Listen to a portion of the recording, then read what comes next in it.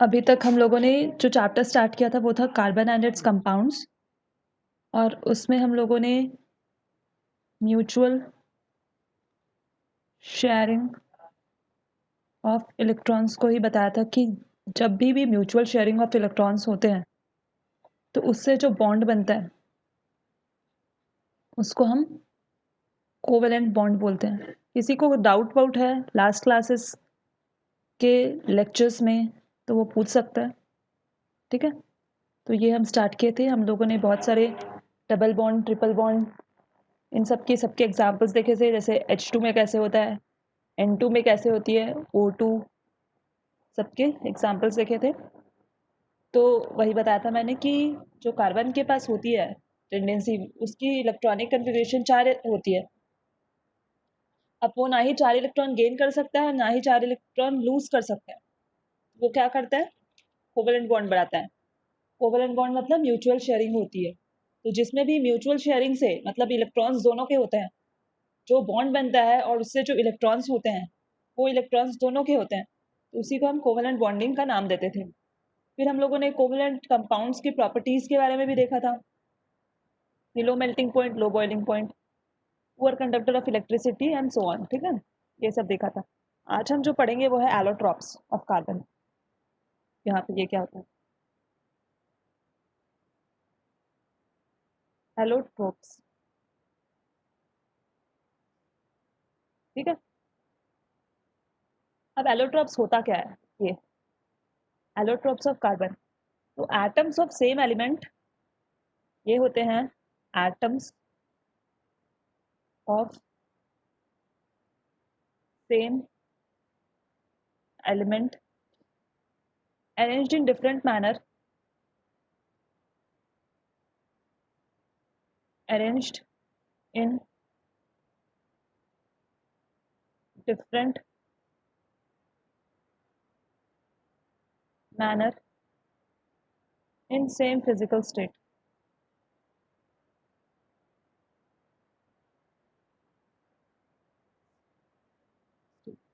देखो, हम लोगों को जो पढ़ना है वो है एलोट्रॉप्स ऑफ कार्बन। कार्बन के हम लोगों को एलोट्रॉप्स को पढ़ना है, कार्बन के, ठीक है। अब एलोट्रॉप्स होते क्या है, एलोट्रॉप्स वो होते हैं कि जो एटम्स हैं सेम एलिमेंट के हैं, मतलब कि कार्बन के ही होंगे, कार्बन के ही एलिमेंट, कार्बन जो एलिमेंट है वो सेम होगा सब में, लेकिन उनकी अरेंजमेंट जो होती है वो डिफरेंट मैनर में होती है। जैसे कि अगर हम लोग कार्बन के एलोट्रॉप्स के बारे में बात करें, एलोट्रॉप्स के बारे में, तो बेसिकली जो 3 टाइप्स के होते हैं, बट हम लोगों को 2 स्टडी करना है मेनली।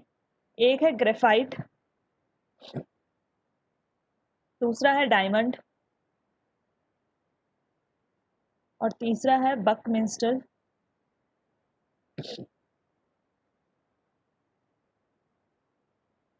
फुलरीन।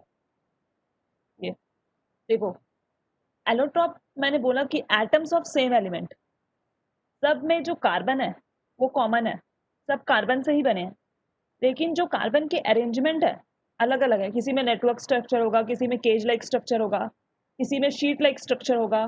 तो जो कार्बन की अरेंजमेंट है वो सब में अलग अलग है, ग्रेफाइट में अलग है, डायमंड में अलग है, बकमिंस्टर फुलरिंग में अलग है, ऐसा। और इनके जो फिजिकल स्टेट है सबके सब सॉलिड है, ग्रेफाइट भी सॉलिड है, डायमंड भी सॉलिड है और बकमिंस्टर फुलरिन भी सॉलिड ही होता है। तो मैं यही बता रही हूँ कि कभी भी एलोट्रॉप कहीं पे भी दिखे तो एलोट्रॉप का मतलब ये समझना कि उसमें जो एलिमेंट है, किसी का भी एलिमेंट है, इसके केस में कार्बन जो एलिमेंट है वो सब में कॉमन है, लेकिन उसकी जो अरेंजमेंट है, किसी में वो ऐसे ऐसे अरेंजमेंट है, किसी की अरेंजमेंट नेटवर्क टाइप है, ऐसे ऐसे ऐसे, किसी की अरेंजमेंट बॉल टाइप है, केज फुटबॉल की तरह। तो वही बोल रही हूँ, arranged in different fashion in same physical state, इनकी जो फिजिकल स्टेट है सबकी वो सॉलिड है, ठीक है। अब हम एक एक करके ग्रेफाइट कैसे दिखता है, डायमंड कैसे दिखता है, और थोड़ी बहुत बात हम बकमिंस्टर फुलरिन पे भी करेंगे। तो याद रखना, कभी भी कोई पूछे कि कार्बन के मतलब एलोट्रॉप्स तो बहुत है, कार्बन के और भी एलोट्रॉप्स हैं, लेकिन जो बेसिकली इंपॉर्टेंट एलोट्रॉप्स हैं वो ये तुम्हारे हैं लेवल के, जो ग्रेफाइट और डायमंड में पूरे अच्छे से बताऊंगी। बकमिंस्टर फुलरिन के बारे में थोड़ा बहुत इन्फॉर्मेशन बता दूंगी, ठीक है। तो हम इसको डिटेल में पढ़ेंगे कि ग्रेफाइट क्या होते हैं, डायमंड कैसे दिखते हैं, ये लोग एलोट्रॉप्स क्यों कहलाते हैं, एंड ऑल दैट, ठीक है। एक बार कोई ग्रुप पे लिख दो मैसेज की क्लास है स्टार्टेड, किसी को ज्वाइन करना होगा तो वो कर लेगा।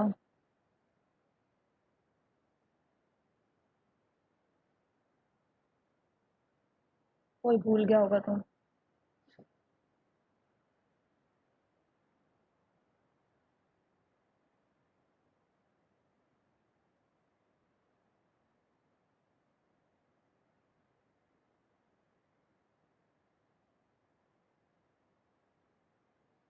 थैंक्स रिचा।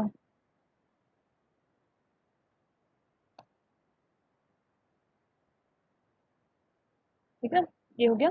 अब देखो, हम लोग सबसे पहला जो एलोट्रॉप है ग्रेफाइट, उसके बारे में बात करेंगे, ठीक है। जो सबसे पहला एलोट्रॉप है जो कि है ग्रेफाइट। कार्बन के ये सारे एलोट्रॉप्स हैं, इसको एक्सप्लिसिटली डिस्कस करेंगे। ग्रेफाइट जो एलोट्रॉप है, हम इसके बारे में बात करेंगे, ग्रेफाइट क्या होता है। तो इसमें होता है कि जो वन कार्बन, यहाँ पे पहला पॉइंट है कि one carbon is attached to three other carbons, to three other carbons.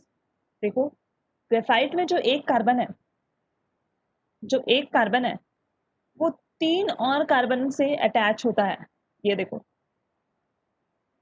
ऐसे। In case of graphite one carbon is attached to, ये वाला जो कार्बन है वो तीन और कार्बन से अटैच्ड है, ठीक है, थ्री अदर कार्बन एटम्स। पहली बात, इसकी जो होती है वो होती है ग्रेफाइट की, हमेशा कभी भी कोई कहीं पे भी क्वेश्चन आए तो इसकी हमेशा लेयर्ड स्ट्रक्चर होती है, लेयर्ड, लेयर्स में प्रेजेंट होते हैं स्ट्रक्चर, लेयर्ड स्ट्रक्चर होती है। हेक्सागोनल फॉर्म में ये अरेंज होता है, हेक्सागोनल, देखो अभी मैं बनाऊंगी, हेक्सागोनल फॉर्म में अरेंज होता है। देखो, एक ये कार्बन है,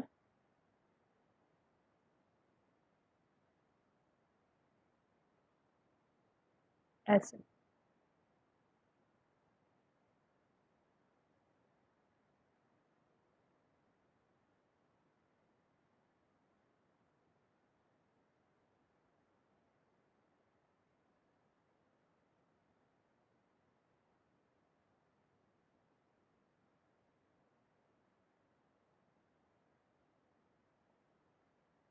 देखो ऐसे फॉर्म में अरेंज होता है ये, हेक्सागन के फॉर्म में अरेंज होता है, मतलब कि ये जो कार्बन यहाँ पे, देखो एक ये कार्बन जो है वो एक कार्बन से अटैच है, एक कार्बन से, यहाँ से भी ऐसे ही एक शीट बना रहा होगा, ये कार्बन भी होगा यहाँ पे, ठीक है।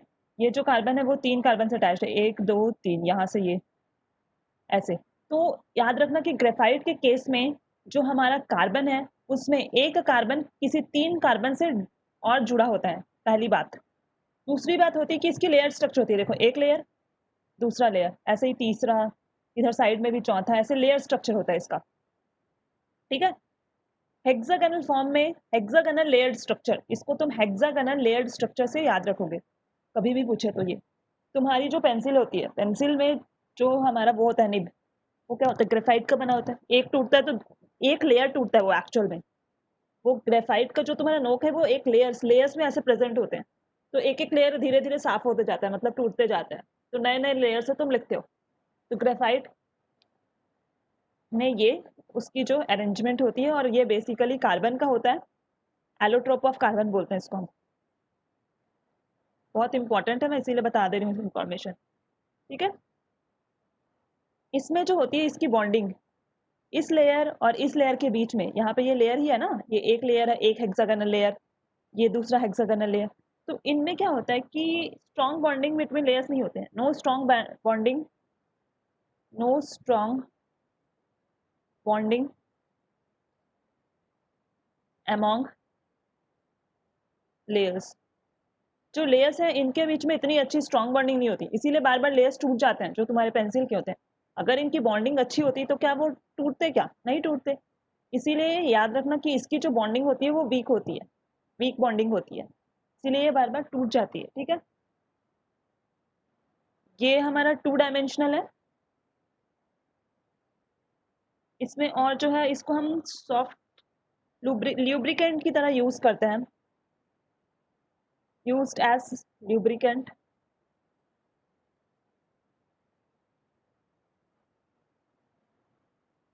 Good conductor of heat and electricity होता है, sorry good conductor of electricity है, गुड कंडक्टर ऑफ, ये पॉइंट इंपॉर्टेंट है, गुड कंडक्टर ऑफ इलेक्ट्रिसिटी।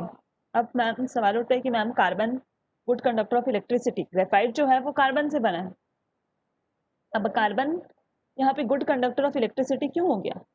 इसलिए हुआ क्योंकि देखो ग्रेफाइट के केस में जो कार्बन है, कार्बन की जो होती है वैलेंस शेल में इलेक्ट्रॉन्स वो होता है 4, मतलब कि वो टोटल 4 बॉन्ड्स बना सकता है। मैंने क्या बोला? Hydrogen, helium, lithium, beryllium, boron, carbon. Carbon की जो एटॉमिक नंबर होती है, कार्बन की एटॉमिक नंबर होती है 6, इसका इलेक्ट्रॉनिक कॉन्फ़िगरेशन होता है 2,4। 4 होता है वैलेंस शेल में, मतलब कि ये ना तो गेन करता है ना तो लूज करता है, 4 इलेक्ट्रॉन ना ही गेन करता है और ना ही लूज करता है, तो ये क्या करता है 4 बॉन्ड बनाता है शेयरिंग से, कोवेलेंट बॉन्ड, ये ऐसे, इसकी कैपेसिटी 4 बॉन्ड बनाने की होती है। अब देखो इसने 3 तो बना लिए, एक दूसरे कार्बन से, एक तीसरे कार्बन से, एक ये, एक जो कार्बन है इसके पास एक जो इलेक्ट्रॉन है वो खाली है, तो ये जो इलेक्ट्रॉन खाली है यहाँ पे, इसके पास 4 इलेक्ट्रॉन है ना वैलेंस शेल में, एक इलेक्ट्रॉन यहाँ, दूसरा इलेक्ट्रॉन यहाँ, तीसरा इलेक्ट्रॉन यहाँ, चौथा जो इसका इलेक्ट्रॉन है वो खाली है, तो यही इलेक्ट्रॉन जो होता है वो फ्री इलेक्ट्रॉन होता है।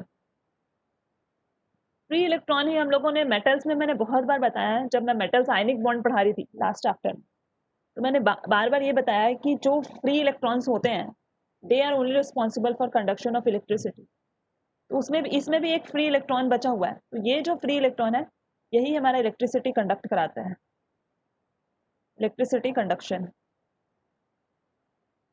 ठीक है, तो याद रखना कि जो ग्रेफाइट है, अभी हम डायमंड में देखेंगे कि डायमंड में वो इलेक्ट्रिसिटी नहीं कंडक्ट करा पाता है, क्यों नहीं करा पाता है? क्योंकि उसने 4 बॉन्ड बना लिए होते हैं, इसका ये जो इलेक्ट्रॉन है वो एंगेज होता है, एंगेज होता है मतलब कि बॉन्ड नहीं बनाता है, मैंने यही दिखा ना, अटैच टू 3 अदर कार्बन, तो जो इसका चौथा ये है, इसमें तो एक इलेक्ट्रॉन यूज हो गया होगा, दूसरा इलेक्ट्रॉन यूज हो गया होगा, तीसरा इलेक्ट्रॉन यूज हो गया, और इसके पास तो 4 है, तो ये चौथा कहाँ गया? तो चौथा वाला जो होता है ये फ्री होता है। अब कभी भी फ्री इलेक्ट्रॉन्स हुए तो वो क्या करेंगे? इलेक्ट्रिसिटी कंडक्ट कराएंगे, तो इसीलिए याद रखना ग्रेफाइट की कंडक्टिविटी इसलिए होती है क्योंकि उसका जो चौथा इलेक्ट्रॉन होता है वो फ्री इलेक्ट्रॉन की तरह काम करता है, फ्री इलेक्ट्रॉन की तरह काम करता है, तो वो इलेक्ट्रिसिटी कंडक्ट करा सकता है। ठीक है, और जो इंपॉर्टेंट जनरल नॉलेज वाली बात है कि इसकी लेयर स्ट्रक्चर होती है, हेक्सागोनल होती है, इनके लेयर्स के बीच में कोई स्ट्रॉन्ग बॉन्डिंग नहीं होता है, इसको ल्यूब्रिकेंट की तरह यूज किया जाता है और ये इलेक्ट्रिसिटी कंडक्ट कराता है। क्लियर है? इलेक्ट्रिसिटी क्यों कंडक्ट कराता है?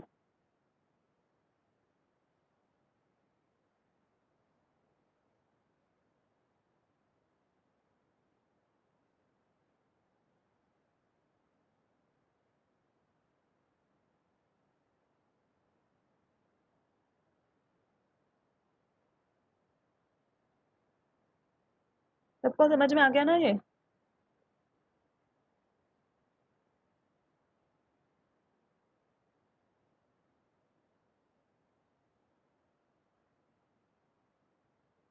जितने भी बच्चे जुड़े हुए हैं यहाँ पे, क्लियर? चलो ठीक है, अब हम डायमंड का केस देखते हैं।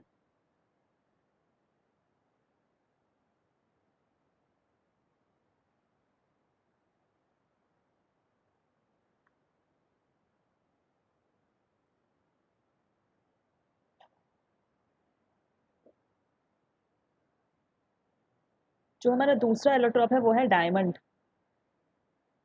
एलोट्रॉप हम स्टडी कर रहे हैं डायमंड। ठीक है, डायमंड भी, इसमें क्या होता है? 1 carbon is attached to 4 other carbon atoms.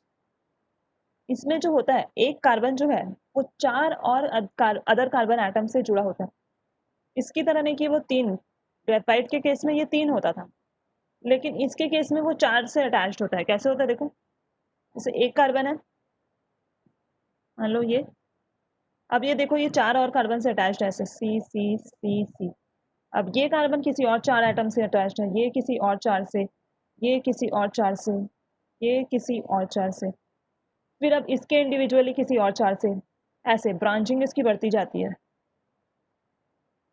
ठीक है, ये कार्बन, तो इसमें जो कार्बन एटम है बेसिकली वो 4 अदर कार्बन एटम से जुड़ा होता था। देखो 1 2 3 4 बना दिया। फिर वैसे ही यहाँ पे सी सी सी सी सी सी सी, ये 4 से, ये 4 से, ये 4 से, ऐसे। तो इसकी जो स्ट्रक्चर होती है वो होती है हमारी network type of structure. Network की तरह दिख रहा है ना, इसको नेटवर्क स्ट्रक्चर बोलते हैं। नेटवर्क स्ट्रक्चर, डायमंड की यहाँ पे नेटवर्क स्ट्रक्चर होती है। यहाँ पे जो कार्बन एटम्स होते हैं वो 4 और कार्बन एटम से जुड़े होते हैं और नेटवर्क स्ट्रक्चर करते हैं। जबकि ग्रेफाइट के केस में वो शीट लाइक स्ट्रक्चर थे, हेक्सागन शीट्स बना रहे थे, ऐसे हेक्सागन शीट्स बना रहे थे ये। ठीक है, तो नेटवर्क स्ट्रक्चर होते हैं ये लोग। कार्बन के चारों बॉन्ड्स एंगेज्ड हैं, चारों के चारों बॉन्ड्स। कार्बन की लास्ट शेल में 4 इलेक्ट्रॉन्स होते हैं, चारों इलेक्ट्रॉन किसमें इन्वॉल्व है, कार्बन से अटैच्ड है, तो मतलब बॉन्ड बना रहे हैं। बॉन्ड बना रहे हैं मतलब कि बहुत, ये सारे के सारे बॉन्ड अटैच्ड हैं, तो ये होते हैं हार्डेस्ट। हार्डेस्ट होते हैं ये, हार्ड होते हैं।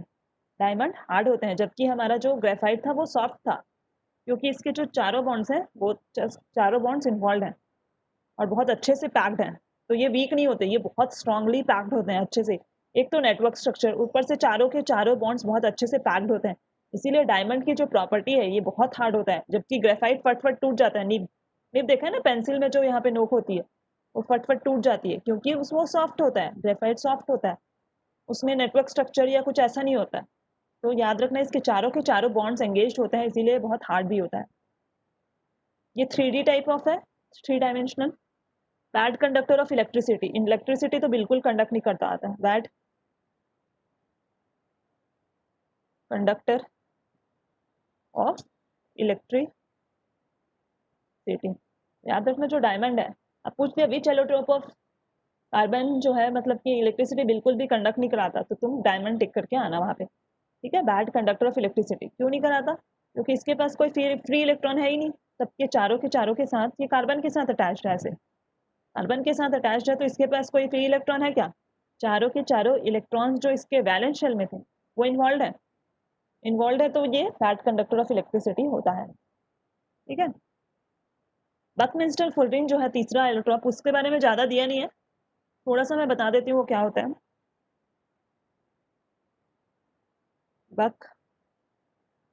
बकमिंस्टर फुलरिन, ये भी एक BUCK, बकमिंस्टर फुलरिन। इसके बारे में कुछ ज़्यादा इन्फॉर्मेशन मेरे को भी नहीं पता है और ना ही दिया है, तो तुम बस ये जानो कि ये भी एलोट्रोप ऑफ कार्बन होता है। इसमें ये C60, ये कार्बन के 60 और कार्बन के साथ अटैच्ड होता है, मतलब एक केज लाइक स्ट्रक्चर बनाता है। मतलब कि क्या होता है कि यहाँ पे जो 60 कार्बन 60 की जो कार्बन है, 60 कार्बन मिलके एक एकदम cage like structure, ball, football देखिए हो ना जैसे, वैसे 60 मिलके पूरा एक केज लाइक स्ट्रक्चर बनाते हैं, केज। ठीक है, तो ये फुटबॉल की तरह होते हैं। फुटबॉल देखा है ना, मान लो कि 60 कार्बन्स का एक फुटबॉल बना हुआ है, छोटे छोटे कार्बन्स को मिला के तुम एक फुटबॉल बनाओ यहाँ पे, स्फीयर लाइक। 60 उसमें होते हैं, C60 भी बोलते हैं, बकमिंस्टर फुलरिन को C60 भी बोलते हैं, क्योंकि उसमें एक 60 कार्बन का फुटबॉल बना होता है। ये भी हार्ड होता है बहुत, ये नेटवर्क सॉलिड बोलते हैं इसको, नेटवर्क, इसमें भी ये नेटवर्क सॉलिड बोलते हैं इसको, नेटवर्क सॉलिड। बकमिंस्टर फुलरिन ये भी एक 3D सॉलिड है, ये भी स्ट्रांग होता है, 3D सॉलिड। ठीक है, तो बकमिंस्टर फुलरिन के बारे में तुम्हारे बुक्स या तुम्हारे सिलेबस के लेवल से कुछ दिया नहीं है, बट मैंने फिर भी बता दिया है कि Buckminster fullerene is an allotrope of carbon in which 60 carbons are arranged in a football way, in a football like manner। मतलब कि फुटबॉल बनाना है तुम्हें, 60 कार्बन दे दिए हैं, उससे तुमको फुटबॉल बनाना है, तो वो बकमिंस्टर फुलरिन बन जाएगा। इसका इंटरनेट पे तुम डायग्राम वगैरह देख लेना। ये भी इसको नेटवर्क सॉलिड बोलते हैं और ये 3D होता है। ठीक है, जबकि जो ग्रेफाइट था वो 2D था। ठीक है, क्लियर है ये? बाकी बच्चे क्यों नहीं ज्वाइन करते हैं यार? और तो क्लास में करते हैं, मतलब दूसरे क्लासेस।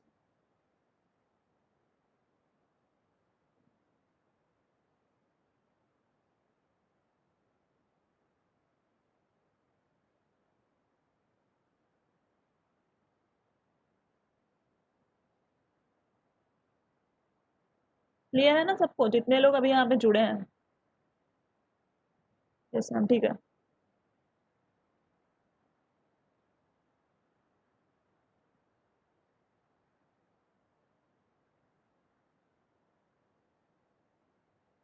अब हम इसकी प्रॉपर्टीज देख लेते हैं। अब हम थोड़ा सा प्रॉपर्टी ऑफ कार्बन देख लेते हैं। प्रॉपर्टी, ठीक है, ये होती है हमारी सबसे पहले टेट्रावैलेंट। टेट्रावैलेंट मतलब कि 4 वैलेंसीज। प्रॉपर्टी ऑफ, हम कार्बन पढ़ रहे हैं, ठीक है, प्रॉपर्टी ऑफ कार्बन। तो जो कार्बन होता है वो हमारा टेट्रावैलेंट होता है। टेट्रावैलेंट मतलब कि ये 4 और 4 वैलेंसीज होती है इसकी, 4 बॉन्ड और फॉर्म कर सकता है। हम लोग प्रॉपर्टीज ऑफ कार्बन पढ़ रहे हैं, तो इसका जो पहला इंपॉर्टेंट प्रॉपर्टी वो होता है इसका टेट्रावैलेंट प्रॉपर्टी। टेट्रा मतलब 4, वैलेंट मतलब वैलेंसी के बारे में हम बात करें, तो इसके बेसिकली 4 वैलेंसीज होते हैं, मतलब कि ये 4 लोगों के साथ शेयर करके बॉन्ड बना सकता है, ठीक है। यहाँ पे ये 4, 1 इलेक्ट्रॉन, 2 इलेक्ट्रॉन, 3 इलेक्ट्रॉन, 4, तो 4 लोगों के साथ ये अटैच करा सकता है यहाँ पे ये 4 वैलेंसीज, ठीक है। तो प्रॉपर्टी ऑफ कार्बन में हमेशा याद रखना कि कार्बन एक टेट्रावैलेंट स्पीशी है, मतलब कि इसकी 4 वैलेंसी होती है। इसका मतलब ये है कि ये 4 लोगों के साथ बॉन्ड फॉर्म करने के लिए एलिजिबल है। यहाँ पे ये कुछ भी सिंगल मोनो, सिंगल वाले को लगा सकता है। मोनोवैलेंट जैसे फ्लोरीन, क्लोरीन, ब्रोमीन, आयोडीन, कुछ भी लगा सकता है यहाँ पे, ठीक है। और डिपेंडिंग अपॉन द वैलेंसी, जैसे इन लोग की वैलेंसी क्या होती है, एक एक होती है ना, तो ये फॉर्म कर लिया इसके साथ बॉन्ड, एच, कुछ भी हो सकता है। तो मोस्टली यही होते हैं कि ये 4 लोगों के साथ अपनी बॉन्ड सेटिस्फाई करवा सकता है, ठीक है। अब जो दूसरा इंपॉर्टेंट प्रॉपर्टी है वो है catenation.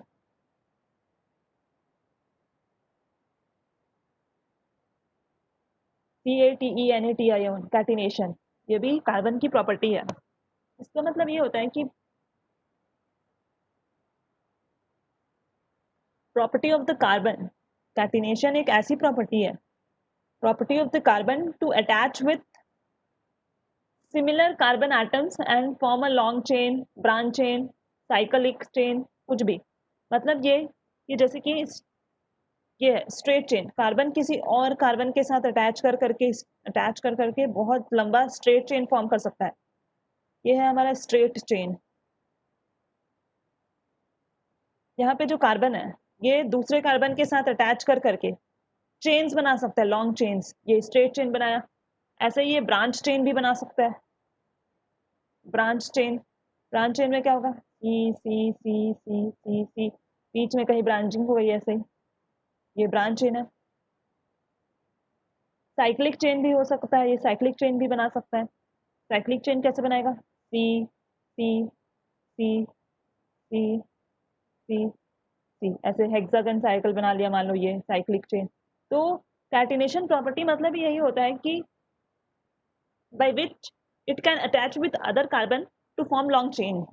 It can be straight chain, branch chain और cyclic chain। मतलब मैं लिख देती हूँ यहाँ पे, property by which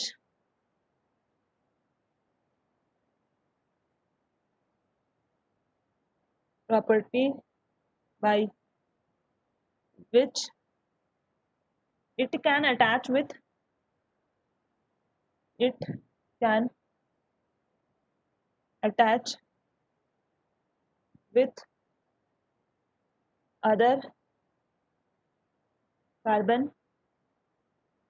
to form long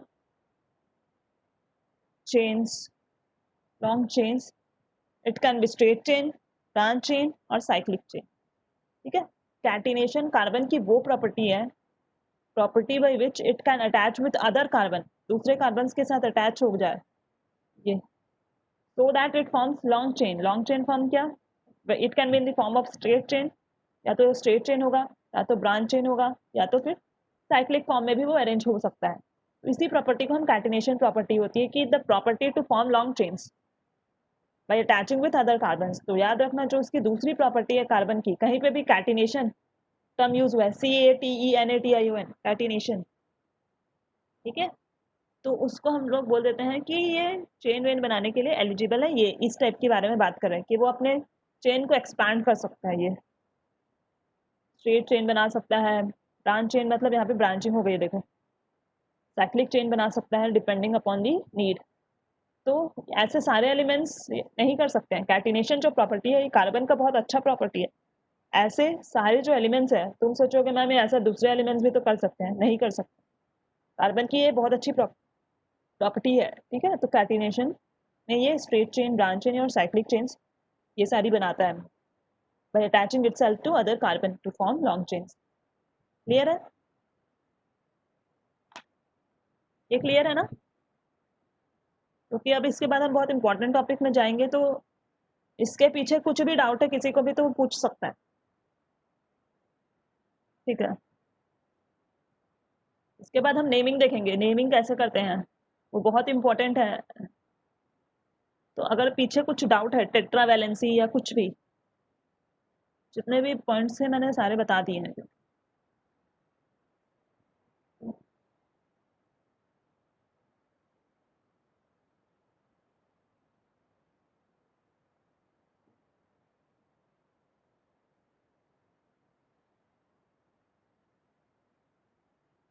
अब देखो हमको करना है नॉमेनक्लेचर।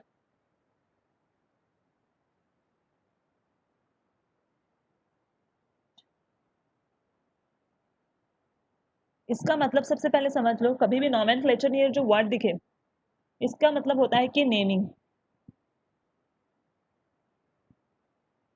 नेमिंग मतलब कि नाम, ING नेमिंग।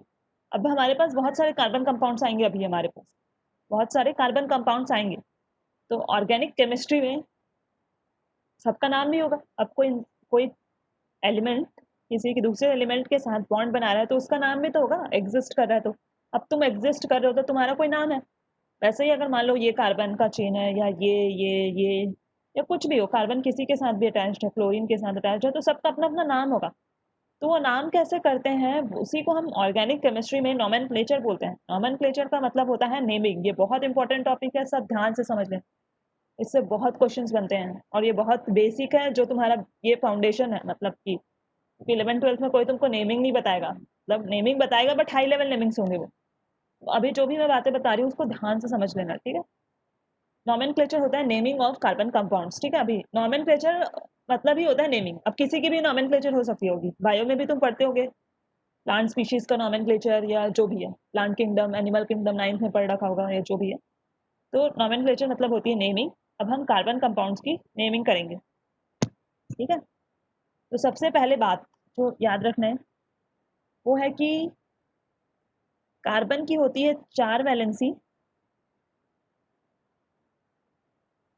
ये सब याद रखोगे। ये टेट्रावैलेंट होता है, सबको पता है, अभी मैंने लास्ट लेक्चर में बताया। ये टेट्रावैलेंट स्पीशीज होता है कार्बन, इसकी 4 वैलेंसीज होती है। मतलब कि अगर ऐसे दिया हुआ है कभी क्लोरीन, ब्रोमीन, आयोडीन, ये तो तुमको दिख रहा है कि यहाँ पे ये 3 लोगों के साथ बॉन्ड बना चुका है, तो तुम ऑटोमेटिकली यहाँ चौथा समझ लेना कि यहाँ पे H है। क्या बोला मैंने, जैसे कि ये कुछ दिया है, CC दिया है, ये तुमको दिख रहा है कि ये जो कार्बन है, यहाँ पे ये जो कार्बन है उसने एक बॉन्ड बना रखा है, और कार्बन की होती है टेंडेंसी 4, तो तुमको अपने आप बना लेना है 4 बॉन्ड्स ये। अब इसमें अटैच क्या करोगे, अटैच हमेशा हाइड्रोजन होता है, जो नहीं बताया है ये ऐसे हाइड्रोजन अटैच कर देना। वैसे ये वाला कार्बन है, इस ये सबसे पहला प्रॉपर्टी जो नॉमेनक्लेचर में यूज करोगे तुम, वो होती है कार्बन 4 वैलेंसी टेट्रावैलेंट स्पीशीज होता है। अब तुम्हें कभी भी यहाँ पे ऐसे लिखा हुआ दिख गया CC, इसका मतलब तुम क्या समझ रहे हो कि कार्बन ने कार्बन के साथ बॉन्ड बनाया है, ठीक है, बहुत बढ़िया। लेकिन कार्बन की होती है 4 वैलेंसीज, तो उसने तो एक ही वैलेंसी बनाया रखा है, एक ही बनाया है ना। तो अब इसका तुम बना दो 4 हाथ, ये देखो 4 हाथ बना दिया, सब में H अटैच कर देना अपने से। वैसे ये कार्बन इसने भी एक ही बना रखा है, ये इसके तो 4 और है, H सॉरी 3 और है, ये तो बेसिकली ये जो स्पीशीज है वो है CH3 की। तो ये सेल्फ अंडरस्टूड होना चाहिए।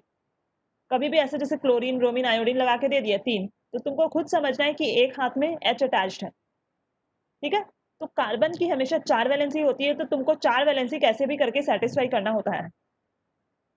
पहली बात जो तुम नॉमेनक्लेचर में याद रखोगे, पहला पॉइंट्स, ठीक है। अब देखो क्या होता है, बहुत इंपॉर्टेंट मैं बता रही हूँ कि नाम लिखने के लिए, नॉमेनक्लेचर के लिए हमारे पास 3 कंपोनेंट्स होते हैं। नॉमेनक्लेचर करने के लिए, किसी भी कंपाउंड का नॉमेनक्लेचर करना है कभी भी, तो हमारे पास 3 चीज होता है। सबसे पहले होता है कि यहाँ पे वर्ड रूट,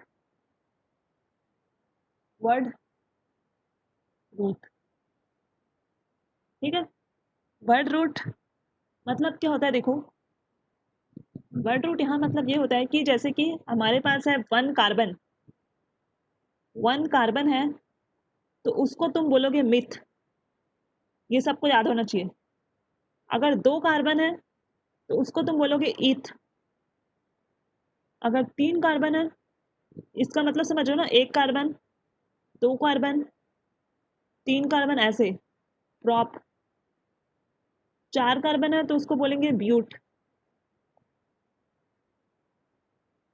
ऐसे। 5 कार्बन है तो उसको हम बोलेंगे पेंट। 6 कार्बन है तो उसको हम बोलेंगे हेक्स। 7 कार्बन है तो हेप्ट। 8 कार्बन है तो उसको हम बोलेंगे ऑक्ट। 9 कार्बन है तो उसको हम बोलेंगे नॉन। 10 कार्बन है तो उसको हम बोलेंगे डेक, DEC के, डी डेक, ठीक है। 11 और 12 तुम्हारे काम का नहीं है, बट देख लो, 11th को बोलेंगे यूनिडेक, यहाँ पे लिख देती हूँ। 11 को बोलेंगे यूनी डेक, और 12 को बोलते हैं डो डेक। पर ये दोनों तुम्हारे काम का नहीं है, तुम्हारा काम 9 तक हो जाएगा। कभी भी एक कार्बन है, नॉमेनक्लेचर के लिए 3 चीज हम लोगों को देखना पड़ता है। पहला वर्ड रूट, कि ये क्या है, जैसे कि 1C है, 1 कार्बन है तो उसको मिथ बोलोगे। 2 कार्बन है तो इथ। 3 कार्बन है तो prop. 4 but. 5 pent. 6 hex. 7 hept. 8 oct. 9 non. 10 dec. 11 को यूनिडेक बोलते हैं, 12 को डोडेक बोलते हैं। तो ये दोनों काम का नहीं है, जो काम का मैंने बता दिया, ठीक है। ये वर्ड रूट हो रहा है, लॉन्गेस्ट चेन देखना है तुमको। दूसरी बात होती है कि अगर कभी भी तुम्हारे पास कार्बन कार्बन जो है सिंगल बॉन्ड हो, तो उसको तुम बोलोगे ANE, एन। ये तुम्हारा यहाँ पे होगा सफिक्स में, प्राइमरी सफिक्स। सफिक्स में तुमको ये चेक करना है कि कार्बन कार्बन सिंगल बॉन्ड है तो एन होगा, कार्बन कार्बन डबल बॉन्ड है तो उसको हम बोलेंगे इन, और कार्बन कार्बन ट्रिपल बॉन्ड है तो उसको हम बोलेंगे YNE, आइन। याद रखना क्या बोला मैंने। सबसे पहले तुमको लॉन्गेस्ट चेन देखना है। लॉन्गेस्ट चेन में देखना है कितने नंबर ऑफ कार्बन है। नंबर ऑफ कार्बन के हिसाब से तुम सबसे पहले वर्ड रूट लिखोगे, मीथ ईथ प्रॉप अपने हिसाब से लिखोगे काउंट करके। फिर है सफिक्स, लास्ट में लगाना है इसको। अगर कार्बन कार्बन सिंगल बॉन्ड है तो एन लिखोगे, कार्बन कार्बन डबल बॉन्ड है तो इन लिखोगे, और कार्बन कार्बन ट्रिपल बॉन्ड है तो आइन लिखोगे, YNE, ठीक है। YNE, ये क्लियर है। इन आइन, एल्केन एल्कीन एल्काइन से आया ये एक्चुअल में। एल्केन हम उसको बोलते हैं जिसमें कार्बन कार्बन सिंगल बॉन्ड होता है, एल्कीन हम उसको बोलते हैं जिसमें डबल बॉन्ड होता है, और ट्रिपल बॉन्ड वालों को एल्काइन से बोलते हैं। मैं नोमेनक्लेचर सिखा रही हूँ, ये बहुत इंपॉर्टेंट टॉपिक है, ठीक है। इतना समझ आया आगे बात। अब उसके बाद रहते हैं प्रीफिक्स। प्रीफिक्स में होता है सब्स्टिट्यूएंट्स को तुमको डिफाइन करना होता है।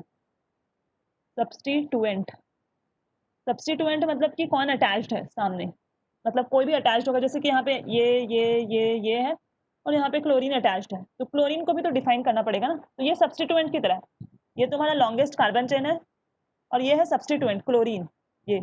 तो इसको सब्स्टिट्यूएंट बोलते हैं, उसको प्रीफिक्स बोलते हैं। इसको सामने लगाना पड़ता है नाम के पहले। तो कौन कौन से सब्स्टिट्यूएंट तुम्हारे काम के, मैं वो लिख देती हूँ। जैसे कभी भी सब्स्टिट्यूएंट के रूप में CH3 हुआ, तो उसको बोलोगे तुम मिथाइल। C2H5 हुआ, उसको बोलोगे इथाइल। Cl हुआ तो उसको बोलोगे क्लोरो, Br हुआ तो उसको बोलोगे ब्रोमो, I हुआ आयोडो, F हुआ तो फ्लोरो, NO2 हुआ तो नाइट्रो। ये अभी इतना काम का रखो, कुछ एक्स्ट्रा आएगा तो मैं बता दूंगी क्या होगा। देखो सबसे पहले तुमको पता करना है वर्ड रूट। अभी मैं एग्जांपल बताऊंगी तो सब क्लियर हो जाएगा। वर्ड रूट, उसमें तुमको लॉन्गेस्ट चेन, मतलब कि सबसे पहले तुम्हारा काम होगा नॉमेनक्लेचर में कि तुमको देखना है कि लॉन्गेस्ट चेन कौन सा है, लॉन्गेस्ट कार्बन कार्बन चेन। ठीक है, लॉन्गेस्ट कार्बन कार्बन चेन, जैसे कि ये तुम्हें लॉन्गेस्ट कार्बन कार्बन चेन दिख रहा है, जितने मैक्सिमम नंबर ऑफ कार्बन आ सकते हैं उसको तुम पकड़ लोगे। ठीक है, जैसे कि यहाँ पे है 3 कार्बन, 1 2 3, तो ये हो जाएगा प्रॉप। सबसे पहले प्रॉप लिख देना। अब देखो कार्बन कार्बन के बीच में कार्बन कार्बन ही देखना है ना, कार्बन कार्बन के बीच में सिंगल बॉन्ड है हर जगह, तो इसको लिख दो एन, प्रोपेन हो गया। अब देखो इसमें नंबरिंग भी होती है, वो मैं बताऊंगी अभी, ये इस पर समझो। ठीक है, तो ऐसे करके हम नाम लिखेंगे। तो ये तीनों चीज याद रखना कि वर्ड रूट पहले, फिर प्राइमरी सफिक्स, सफिक्स में सी सी है तो एन, ई, आइन, फिर है प्रीफिक्स। सब्सटीट्यूएंट अगर आए तो CH3 C2H5 ये सब होगा। सब्सटीट्यूएंट मतलब कि ये है कि जो बीच में आ रहे हैं, those who are not involve in main chain. Substituent मतलब कि those who are not involve in main chain. ये देखो ये मेन चेन है, इसके नीचे में एक ब्रांचिंग टाइप का कुछ हो रहा है, तो ये बोल सकते हो सब्सटीट्यूएंट मतलब those who are not involved in main chain. Main chain में जो नहीं है, ये जैसे मेन चेन है हमारा और यहाँ पे अब नीचे में कुछ गिर रहा है, क्लोरीन या ब्रोमीन कहीं पे भी, तो मेन चेन के ये लोग पार्ट नहीं है, ये लोग नीचे में ब्रांचिंग की तरह है, तो उसको हम सब्सटीट्यूएंट बोल के चलते हैं। ठीक है, सब्सटीट्यूएंट मतलब ये है कि those who are not involve in main chain या longest chain, longest carbon chain जो भी है, तो इसको हम सब्सटीट्यूएंट बोलते हैं। ये मैं बताऊंगी इसके एग्जाम्पल सारे, तो क्लियर हो जाएंगे। बट बोलते क्या है वो सब तुमको याद होना चाहिए, ये सब पॉइंट्स याद होना चाहिए। ठीक है, अगर 1 कार्बन है तो मिथ, 2 कार्बन है तो इथ, 3 तो प्रॉप, 4 ब्यूट, ऐसे। ठीक है, अब एग्जाम्पल देखते हैं। इसमें किसी को कुछ पूछना है तो पूछ सकते।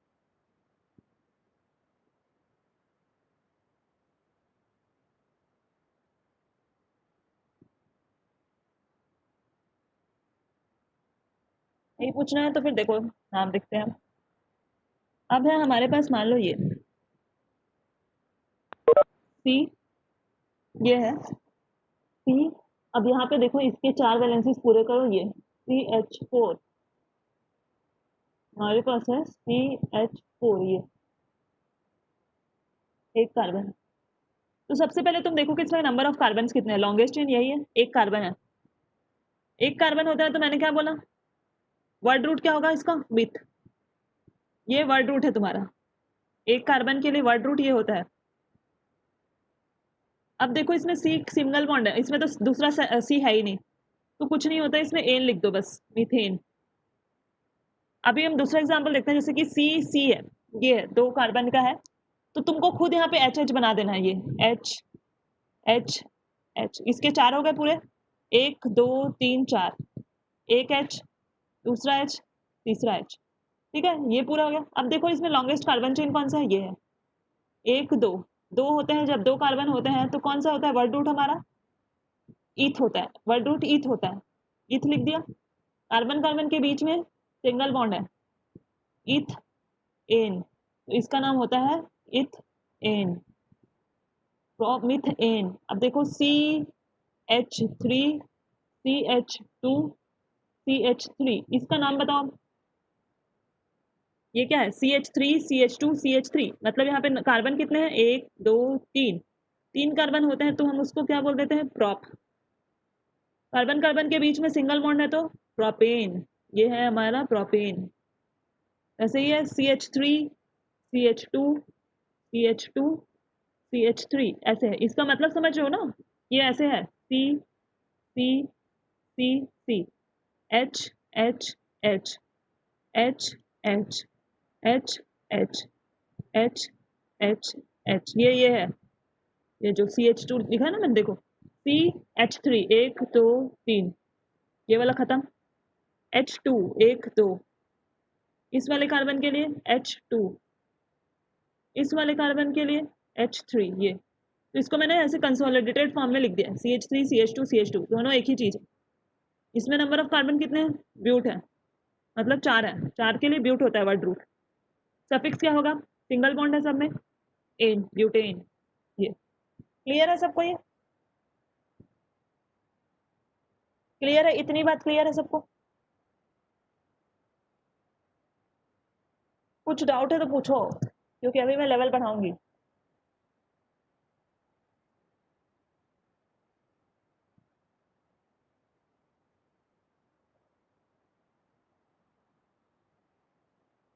लक्षित और साक्षी को क्लियर है, बाकी लोग बताओ। ये बहुत इंपॉर्टेंट है इसलिए मैं पूछ रही हूँ। मान्या को भी क्लियर है?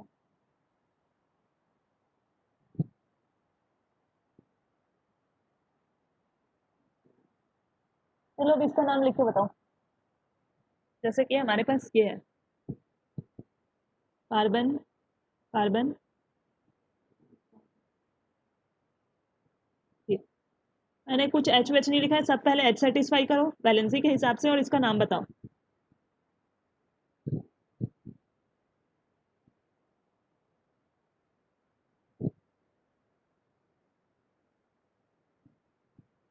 वर्ड रूट बताओ और इसका जो होना चाहिए वो बताओ।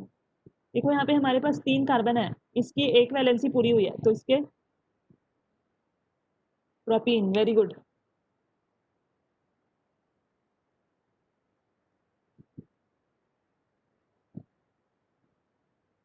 प्रोपीन होगा, हाँ ठीक है। देखो कैसे होगा, ये देखो H है हमारा, यहाँ पे भी H है, ये H, देखो 1 2 3 4। अब यहाँ पे तुम 2H मत लगा देना, यहाँ डबल बॉन्ड है मतलब कि उसने 2 इलेक्ट्रॉन ऑलरेडी यूज कर लिए हैं, एक इलेक्ट्रॉन H यहाँ, एक ये, तो 4 हो गए टोटल। इसके पास भी H और H, 1 2 3 4, ये है इसका स्ट्रक्चर, ये है CH3 CH double bond CH2, ये है। अब देखो इसमें जो नंबर ऑफ कार्बन कितने हैं, 1 2 3, तो इसको हम लिखेंगे प्रॉप। अब देखो फर्स्ट पोजीशन में इस यहाँ से मैं नेमिंग वो भी बता रही हूँ कि यहाँ पे जैसे कि यहाँ पे है फर्स्ट नाम वहां से लिखना है। चलो इसमें तुम लोग प्रोपिन लिख दियो, प्रोपिन लिख दिया, ये ठीक है, क्योंकि यहाँ पे डबल बॉन्ड है तो इसका जो सफिक्स होगा वो ई एन ई होगा, इन प्रोपिन।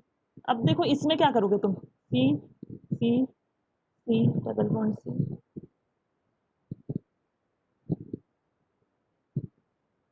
ये दोनों का नाम बताओ।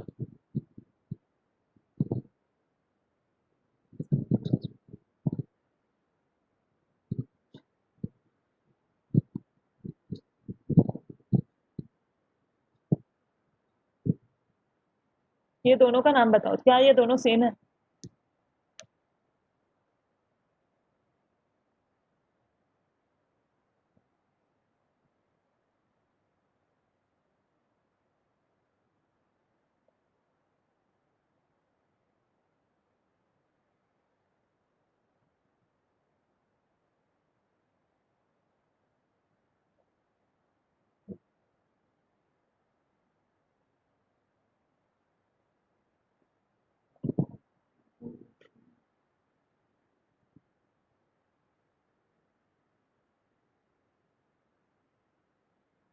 ब्यूटीन बोल रहे हैं पर दोनों का नाम ब्यूटीन नहीं है। तो अब देखो पोजीशन का स्टार्ट होता है, पोजीशन। अब तुमको करनी होगी नंबरिंग, नंबरिंग करनी होती है कि अब तुम देखो नंबरिंग मतलब क्या बोल रही हूँ मैं, नंबरिंग का मतलब समझो मैं क्या बोल रही हूँ। नंबरिंग का मतलब मैं ये बोलना चाहती हूँ कि अगर तुम नंबरिंग यहाँ से करोगे तो 1 2, हर कार्बन को नंबर देना पड़ता है, 3 4। एक तरीका ये हो सकता है। दूसरा तरीका हो सकता है कि तुम नंबरिंग यहाँ से कर रहे हो 1 2 3 4, ये है ना, कहीं से भी नंबरिंग कर सकते हो, ये तुम्हारा चेन है। अब तुम नंबरिंग कहीं से भी कर सकते हो, नहीं मिथाइल प्रोपीन नहीं है, गलत है। तो तुम नंबरिंग कहीं से भी कर सकते हो, ये 1 2 3 4 और 1 2 3 4। तो अब सवाल उठता है मैम ये वाला नंबरिंग सही है कि ये वाली नंबरिंग सही है? सबको समझ में आ रहा है? अब देखो नंबरिंग करना स्टार्ट हो जाता है, नंबरिंग करना इसलिए स्टार्ट हो जाता है, क्यों इंपॉर्टेंट है वो मैं बता रही हूँ कि मैम ये वाला सही है कि ये वाला नंबरिंग सही है, यहाँ से 1 स्टार्ट करें कि यहाँ से 1 स्टार्ट करें। तो याद रखना कि तुमको स्टार्ट उधर से करना है, जिधर से डबल बॉन्ड या ट्रिपल बॉन्ड सबसे पास हो, जिधर से डबल बॉन्ड या ट्रिपल बॉन्ड सबसे पास हो, दैट फ्रॉम दैट एंड, मैं यहाँ लिख देती हूँ, यहाँ पे इंपॉर्टेंट है नोमेनक्लेचर के लिए, from that end, from where the double bond और ट्रिपल बॉन्ड के लिए भी सेम है, ट्रिपल बॉन्ड इज नियर और कम फर्स्ट, इज नियर और कम्स फर्स्ट। अब देखो, जब तुम इधर से कर रहे हो, इधर से कर रहे हो तो डबल बॉन्ड 1 नंबर पे आ गया है, 1 नंबर पे, ये इधर से कर रहे हो तो 1 2 3 थर्ड नंबर पे आ रहा है, थर्ड नंबर पे आ रहा है, तो ये वाला तुमको लेके नहीं चलना है, जिधर से पहले पढ़े डबल बॉन्ड, इधर से पहले बन रहा है तो ये लिखना है, ठीक है। अब देखो इसका वर्ड रूट क्या होगा, सबसे पहले कितने नंबर ऑफ कार्बन है, 1 2 3 4, तो ब्यूट लिख देना, फर्स्ट पोजीशन पे है हमारा